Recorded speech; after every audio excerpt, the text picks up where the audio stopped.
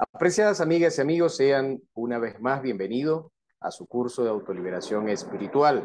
En esta oportunidad vamos a desarrollar el tema número 16 de nuestro pensum de estudio para los principiantes en este tipo de estudios, valga la redundancia.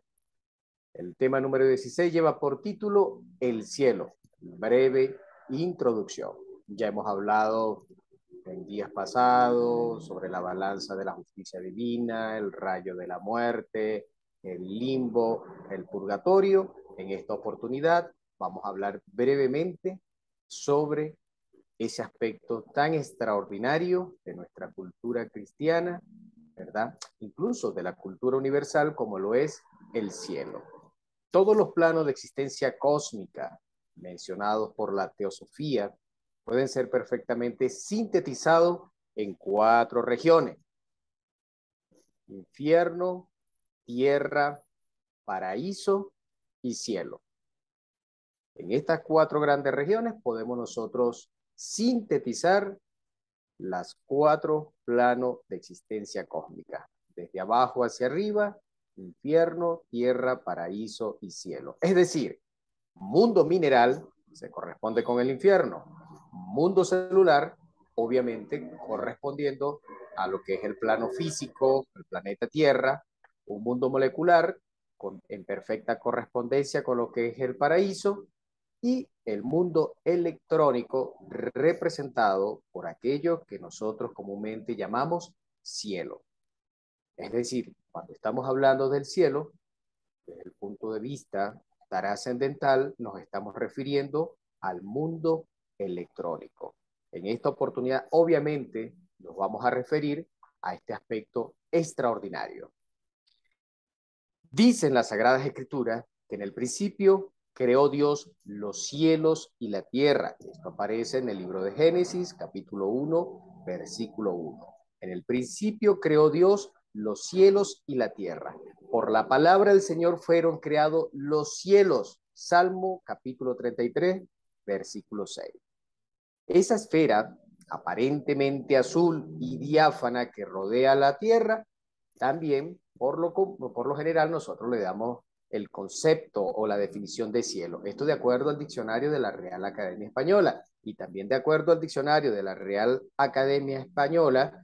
Cuando se refiere a lo que es el aspecto religioso, hablar del cielo es hablar de la morada de los ángeles, o la morada en la cual los ángeles, los santos, los bienaventurados gozan de la eterna presencia de Dios, de la eterna presencia del Padre Celestial. Esto desde un punto de vista, obviamente, estrictamente intelectual. Esta palabra, ¿verdad? Cielo, definitivamente de luminosas evocaciones, usada hasta el cansancio por todas, absolutamente todas las religiones cristianas, se basa en el vocablo griego koilom, que a su vez significa hueco, del cual se derivó la voz latina caelum, que designaba un hueco de magnitud gigantesca, ese hueco inmenso, esa esfera gigantesca que vemos sobre nuestras cabezas en el infinito. En efecto, los latinos llamaban así a esa bóveda celeste, que debido a su inmensa extensión consideraban la concavidad por excelencia. El cielo, digamos, es el fin último y la realización de las aspiraciones más profundas de nosotros los seres humanos, de nosotros los hombres. Es el estado supremo y definitivo de dicha, de felicidad, de paz, de armonía, de amor. Ese es el fin último. Ese es el objetivo, ¿verdad? Que la inmensa mayoría de nosotros los cristianos queremos alcanzar. Es decir, convertirnos en ciudadanos, en habitantes del cielo.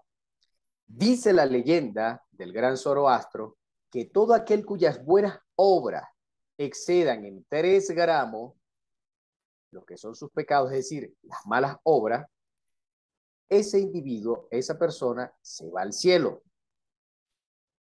Repito, de acuerdo a la leyenda de Zoroastro, todo aquel cuyas buenas obras, estamos hablando de la balanza de la justicia, ¿verdad? Hay un platillo donde pesan nuestras buenas obras y otro donde van y pesan nuestras malas obras o nuestros pecados, nuestros errores. De acuerdo a la leyenda de Zoroastro, si el platillo de las buenas obras excede, es decir, sobrepasa en 3 gramos al platillo de nuestros pecados o nuestras malas obras, nos ganamos el derecho de poder habitar en el cielo. ¿Ok? Todo aquel, por el contrario, cuyo platillo exceda en peso al de las buenas obras, pues lamentándolo mucho, se va al infierno.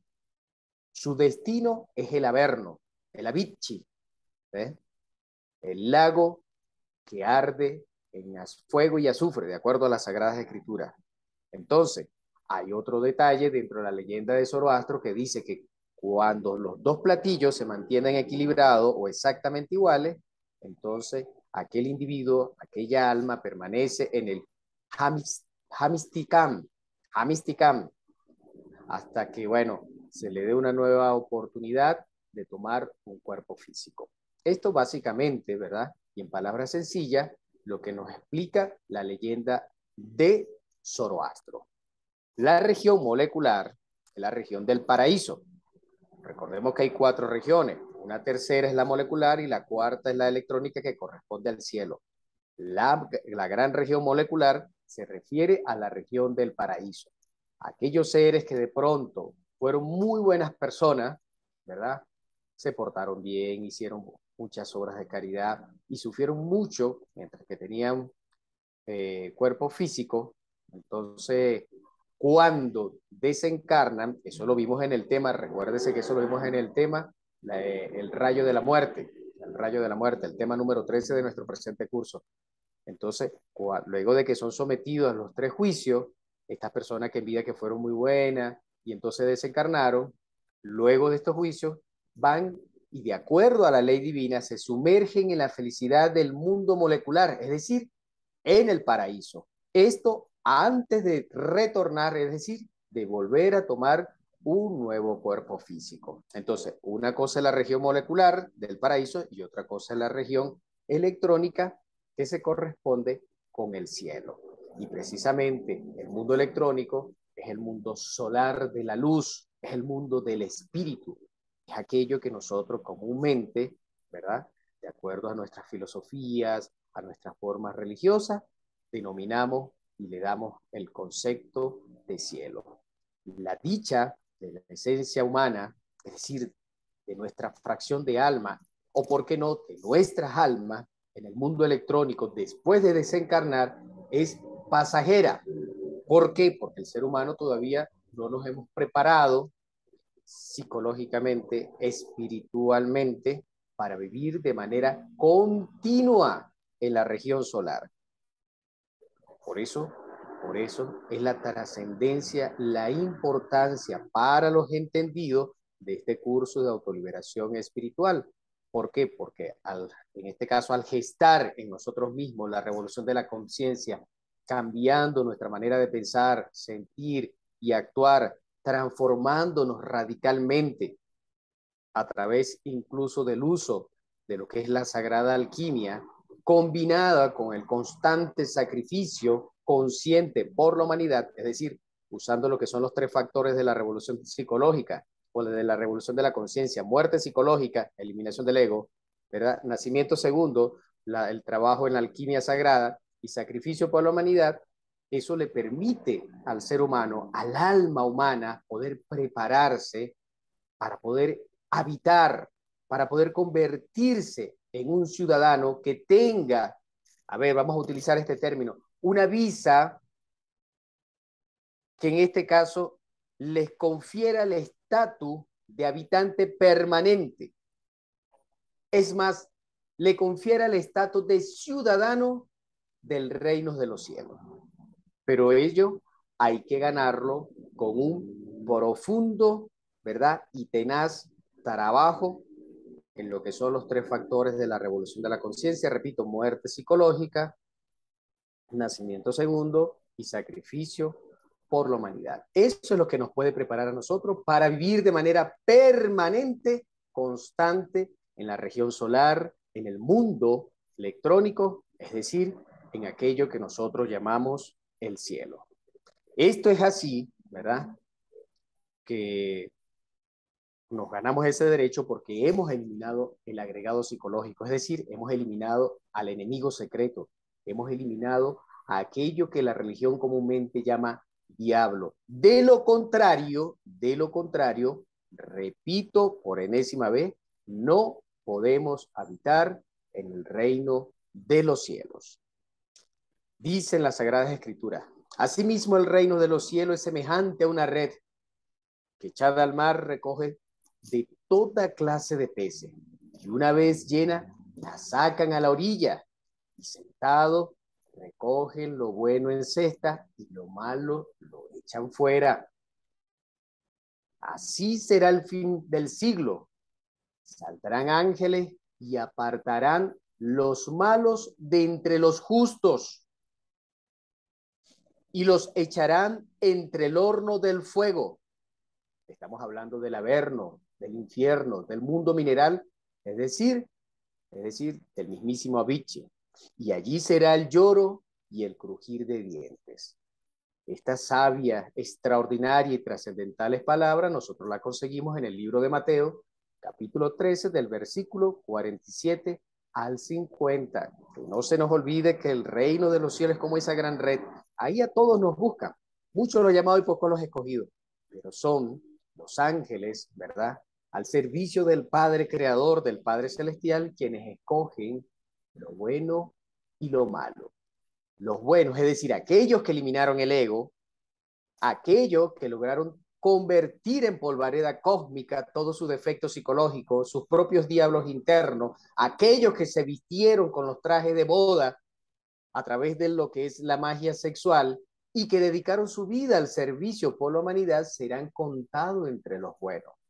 Los malos, es decir, aquellos que tienen el agregado psicológico, los que no hemos eliminado el agregado psicológico, los seres humanos que no hemos trabajado en la fragua encendida de Vulcano, es decir, en la magia sexual, en la sagrada alquimia, los que no hayamos fabricado nuestros cuerpos solares, y aquellos que no trabajemos desinteresadamente por la humanidad, que no le sirvamos a la humanidad, es decir, que no hagamos ese sacrificio por la humanidad, seremos contados entre los malos. Y hablo, ¿verdad?, en primera persona, para que nadie se vaya a sentir aludido, porque todos todavía somos pecadores y por eso tenemos que trabajar intensamente.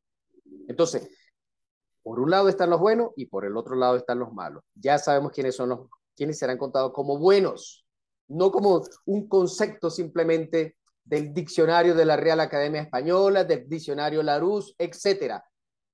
No es de acuerdo a nuestros malabares intelectuales, es de acuerdo a los hechos concretos y espirituales que nos exige la divinidad. En ese sentido, hay quienes son considerados buenos y quienes son considerados malos. Los malos son los que no desintegran el agregado psicológico, los que no trabajan en la sagrada alquimia, creando los cuerpos solares, y los que no, en este caso, tampoco se sacrifican por la humanidad. Entonces son contados entre los malos y, lamentándolo mucho, arrojados, ¿verdad?, al horno del fuego que arde, ¿verdad?, donde hay el llanto y el crujir de dientes, perdón, como dicen las Sagradas Escrituras. Repito, insisto en este tema trascendental en nuestros estudios, que todo aquel que tiene el ego, es decir, el agregado psicológico, el yo, el mí mismo, es considerado malo. Así ore todos los días. Así todos los días vaya a entregar la palabra de Dios. Óigame bien, así vaya todos los días a entregar la palabra de Dios. Incluso así se vista de monje y todos los días haga rituales pseudo cristianos, ceremonias pseudo religiosas. Pero si no ha acabado y no ha desintegrado el agregado psicológico, el ego, el mí mismo, es considerado malo. Que no se nos olvide que el ego, el yo, el diablo, el agregado psicológico es la raíz del error. Y este, a su vez, el origen del dolor. Entonces no se trata de disfrazarnos de cristianos. No, señor. No se trata de aparentar ser cristianos, ser hijos de Dios. No se trata de simular que somos siervos de Dios. Por sus obras los conoceréis, dicen las Sagradas Escrituras. Porque Él es el que escudriña nuestros riñones y nuestros corazones. No es la apariencia, es realmente lo que llevamos en el fondo de nuestros corazones y de nuestras propias conciencias. Eso es lo que evalúa el Señor. ¿Ve? No basta, repito, con disfrazarnos de simples cristianos, de aparentar, de usar traje de púrpura, de mitra. No, no, no, no. Eso no vale. Ante la ley divina, eso no vale. Eso vale para engañar a los hombres. Eso vale para comerciar con las almas en el mundo físico, pero no vale ante los ojos del Padre Celestial y ante la gran ley. Repito, repito, nosotros, los imperfectos, y entre ellos me cuento, porque ahora es que tengo un trabajo profundo y un gran trabajo por delante que realizar. No soy un maestro de la logia blanca, ni soy un ángel de luz, soy un pecador que busca su propia redención. Esa es otra cosa. Por eso digo que nosotros, los imperfectos, no entraremos al reino de los cielos hasta tanto no hayamos eliminado hasta la mismísima raíz de nuestros propios demonios, de nuestros propios diablos, de nuestros mismísimos agregados psicológicos. Y esta es una ley divina, la cual no acepta ningún tipo de excepciones. Fíjense, recordemos aquella frase de nuestro Señor Jesucristo. Interesante, ¿no? Donde cuando nuestro Señor Jesús dice, dejad a los niños venir a mí y no se los impidáis, porque de los tales es el reino de los cielos. ¿Ve? Libro de Mateo, capítulo 19, versículo 15, y nosotros literalmente entendemos que son los niños, que sí aplica a los niños, ¿no? A los bebecitos, entre comillas, en buena medida aplica a los niños, pero realmente cuando nuestro Señor está hablando de que los niños deben ir a Él, ¿verdad? Se está refiriendo a aquellos seres humanos, hombres y mujeres que han recuperado la inocencia, la pureza, ¿ve? La belleza del pensamiento, del sentimiento y de la acción casi que inmaculada de un bebé, de un niño. Se refiere a aquellos, repito, que recuperaron la pureza de su inocencia en su manera de pensar, de sentir y de actuar.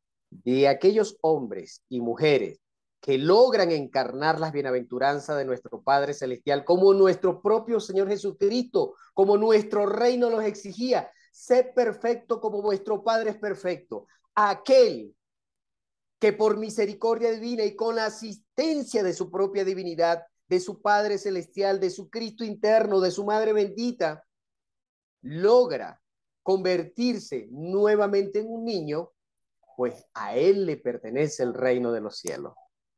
¿Ves?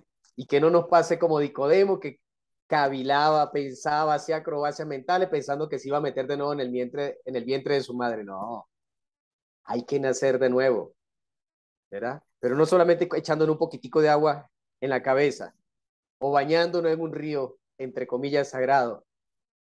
Tenemos que bañarnos en los ríos de agua viva que están en nuestro propio templo sagrado, ¿ves? Y alcanzar, ¿verdad? La belleza de la resurrección.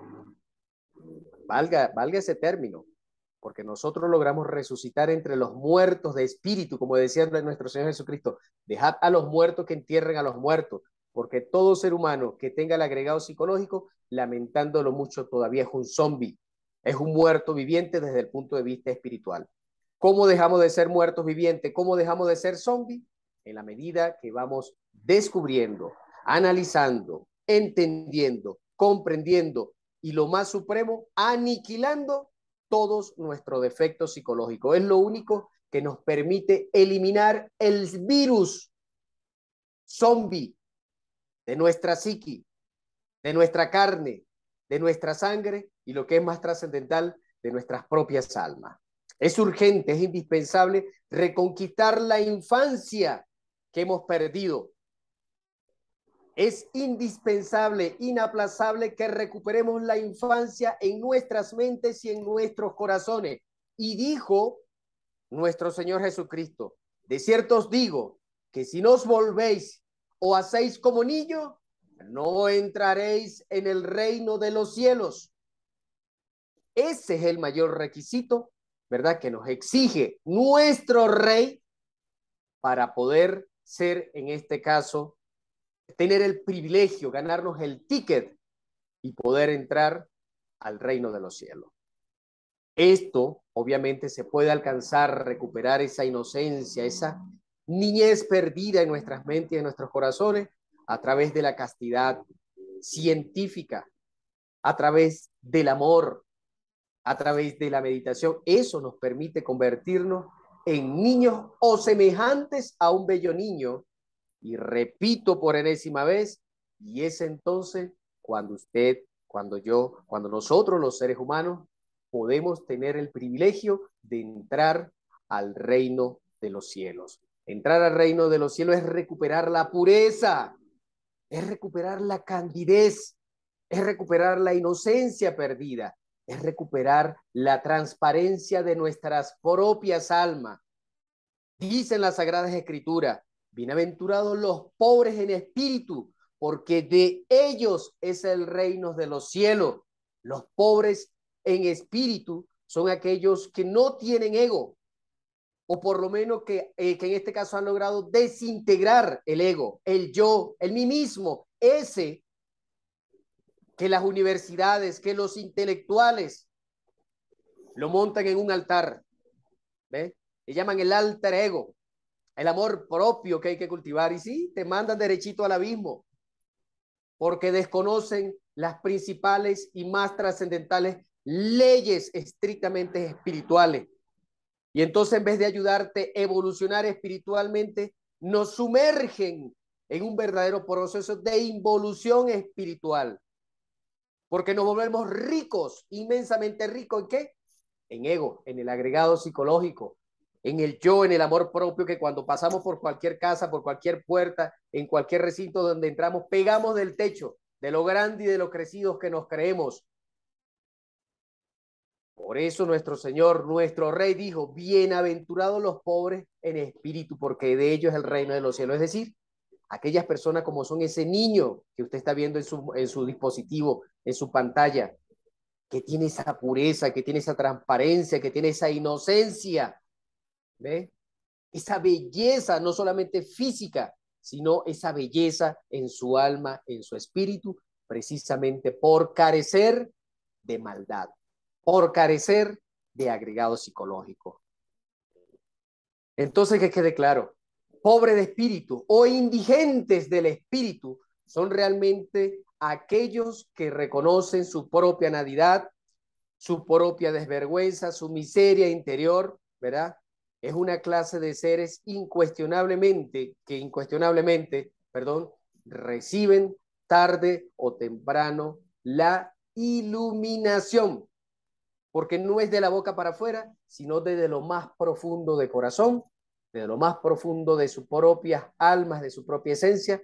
Son seres, ¿verdad? Los pobres o los indigentes del espíritu, que están buscando su propia autorrealización y que sí o sí, cuando realmente fluye de lo más profundo de su esencia, de sus almas, de sus corazones, logran alcanzar la iluminación y en ese sentido la inocencia perdida y en consecuencia la fusión con la divinidad, con su ser, su boleto para poder ingresar al reino desde los cielos. Desde los días de Juan el Bautista hasta ahora, el reino de los cielos sufre violencia y los violentos lo arrebatarán. Es algo que suena como contradictorio. Dice el gran maestro Samael Aumbeor, el cielo se coge por asalto, se toma por asalto. Repito, desde los días de Juan el Bautista hasta ahora, el reino de los cielos sufre violencia y los violentos lo arrebatarán. Pero cuando estamos hablando de violentos, no es de aquellos que tiran bombas atómicas, armas bacteriológicas, armas químicas, que toman un puñal o una pistola, una ametralladora, un tanque de guerra. No, no, no, no. Son aquellos que se levantan en armas contra sí mismo. Ese tipo de violento es que necesita nuestro Señor. El que no le da tregua a sus propios egos, a sus propios defectos. Y repito, se levanta en armas, pero contra sí mismo. ¿Ve? Contra su propia, digamos, defectuosidad.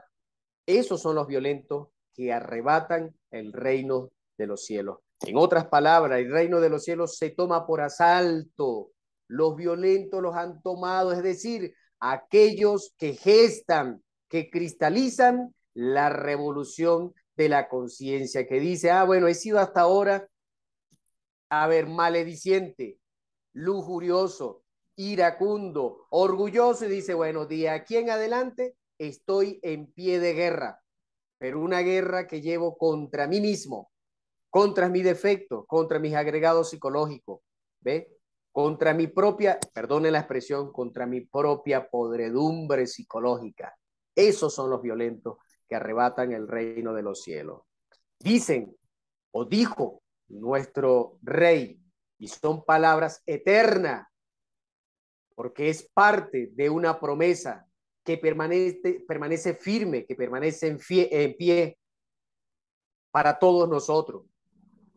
Nuestro Señor Jesucristo en un momento nos enseñó que al que venciere, le daré que se siente conmigo en mi trono, así como yo he vencido y me he sentado con mi Padre en su trono. Esa es una promesa de nuestro Señor Jesucristo.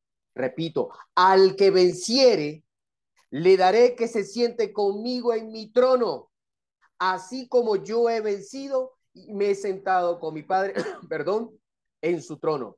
¿Y quién es el que va a vencer? Lo acabo de repetir. Aquel hombre o aquella mujer que se levantó en armas contra sí mismo, que está en guerra contra sí mismo, conociendo, comprendiendo y desintegrando cada uno de sus defectos psicológicos en un verdadero proceso de autopurificación, de autoliberación espiritual. Esos son los vencedores, los que logran eliminar hasta las raíces más profundas de las 7 cabezas de legión, de los 7 pecados capitales, de todos y cada uno de nuestros defectos psicológicos. Ese es el vencedor. Repito, el que se levanta en armas contra sí mismo, y al que venciere le daré que se siente conmigo en mi trono, así como yo he vencido y me he sentado con mi Padre en su trono. Esto aparece en el libro de Apocalipsis. Entonces vaya pues estas palabras de exhortación para que nosotros de una vez y para siempre, por enésima vez digo, nos levantemos, nos pongamos de pie y nos enfrentemos a nosotros mismos buscando nuestro autodescubrimiento, nuestra autoconocimiento y en consecuencia nuestra propia autoliberación espiritual. Muchísimas gracias a todos ustedes por habernos permitido, por llegar hasta este momento, escuchando nuestra disertación en este 16º tema de nuestro curso de autoliberación espiritual, en donde muy brevemente hablamos sobre el cielo, pero lo más importante, sobre los requisitos más trascendentales o fundamentales que necesitamos para poder convertirnos en habitantes del mundo. Muchísimas gracias, infinitas gracias por su atención. Recuerda darle like a nuestros videos, mantener tu suscripción en el mismo y estar muy atento a los próximos temas que estaremos subiendo y que obviamente son concernientes a este curso de autoliberación espiritual. Que el amor del Cristo bendito esté siempre contigo y con toda tu familia. Un fraternal abrazo. Muchísimas gracias.